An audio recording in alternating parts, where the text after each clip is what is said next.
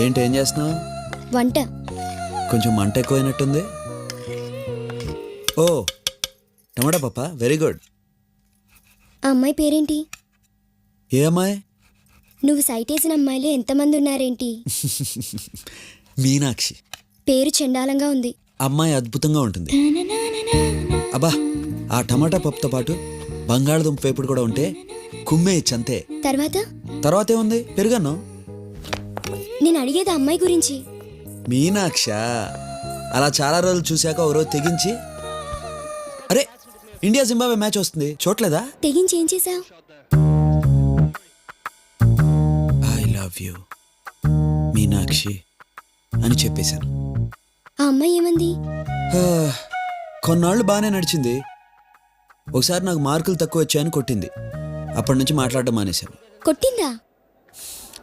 అప్పుడు నేను 8th class చదివాను.